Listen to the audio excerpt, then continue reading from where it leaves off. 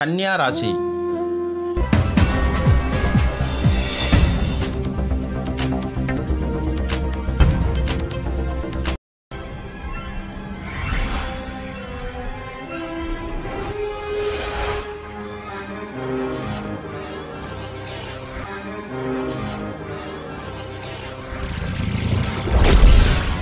ಈ ಮಾಸ ನಿಮಗೆ ಆರೋಗ್ಯ ಉತ್ತಮವಾಗಿರೋದು, ಶತ್ರುಗಳು ದೂರ ಸರಿಯುವರು, ಯಾವುದೇ ಕೆಲಸ ಕಾರ್ಯದಲ್ಲಿ ಜಯ ಕಾಣುವಿರಿ. ಕೆಲವರಿಗೆ ಸಂತಾನ ಭಾಗ್ಯವೂ ಇದೆ, ಆಸ್ತಿಯಿಂದ ಲಾಭವಿದೆ, ಜನಮನ್ನಣೆ ಗಳಿಸಲೂಬಹುದು. ವಿದ್ಯಾರ್ಥಿಗಳು ವಿದ್ಯೆಯಲ್ಲಿ ಜಯ ಗಳಿಸುವರು.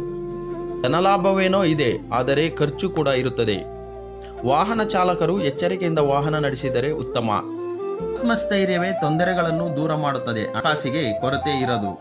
ನಿಮ್ಮ ತಂದೆಯವರಿಂದ ಸಹಾಯ ದೊರೆಯುತ್ತದೆ. ಕುಟುಂಬದಲ್ಲಿ ಶಾಂತಿ ನೆಮ್ಮದಿ ಇರುತ್ತದೆ. ವಾಸಸ್ಥಳ ಬದಲಾಯಿಸುವಿರಿ.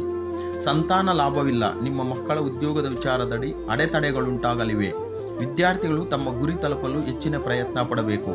ಆ ಕಾರಣವಾಗಿ ನಿಂತಿದ್ದ ವಿವಾಹ ನೆರವೇರುತ್ತದೆ. ಹಣದ ವ್ಯವಹಾರದಲ್ಲಿ ಕೊಂಚ ನಷ್ಟವಾಗಬಹುದು. ವಿದ್ಯಾಭ್ಯಾಸಕ್ಕಾಗಿ ಬೇರೆಯವರ ಸಹಾಯ ಅಗತ್ಯ.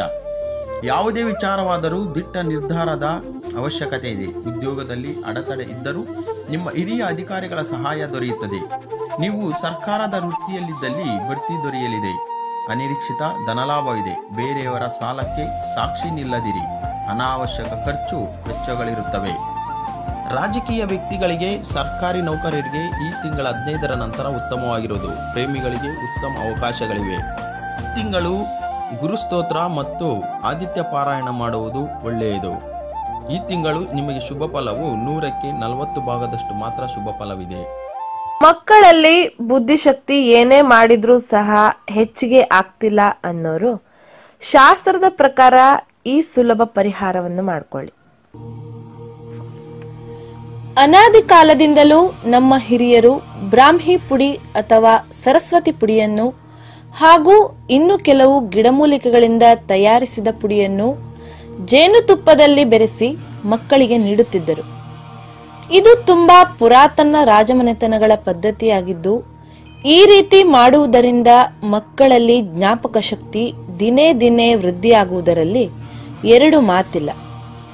ಈ ರೀತಿಯ ಆಯುರ್ವೇದ ಔಷಧ ಬಳಸುವುದರಿಂದ ಬುದ್ಧಿ ಚುರುಕಾಗುತ್ತದೆ. ಶೀತ, ನೆಗಡಿ, ಕೆಮ್ಮು ಎಂದು ಕಾಡುವುದಿಲ್ಲ. ಮಕ್ಕಳಲ್ಲಿ ಹಸಿವೆಯನ್ನು ಹೆಚ್ಚಿಸುತ್ತದೆ. ದೇಹದಲ್ಲಿ ರಕ್ತ ಸಂಚಾರವನ್ನು ಸುಲಲಿತಗೊಳಿಸಿ ಮಕ್ಕಳಲ್ಲಿ ಇರುವ ಆಲಸ್ಯತನವನ್ನು ನಿವಾರಿಸುತ್ತದೆ. ಅಷ್ಟೇ ಅಲ್ಲದೆ ಕೆಲವು ಮಕ್ಕಳಿಗೆ ಇರುವ ಮಾತು ತೊದಲುವಿಕೆಯನ್ನು ತೆಗೆದುಹಾಕುತ್ತದೆ. ಜೇನುತುಪ್ಪದಲ್ಲಿ ಬೆರೆಸಿದ ಬ್ರಾಹ್ಮಿ ಪೌಡರ್ ಹಾಗೂ ಇನ್ನೂ ಇತರ ಗಿಡಮೂಲಿಕೆಗಳನ್ನು ಬೆರೆಸಿ ತಯಾರಿಸಿದ ಜೇನುತುಪ್ಪ ಬೇಕಾದಲ್ಲಿ ಈ ಕೆಳಗಿನ ನಂಬರನ್ನು ಸಂಪರ್ಕಿಸಿ.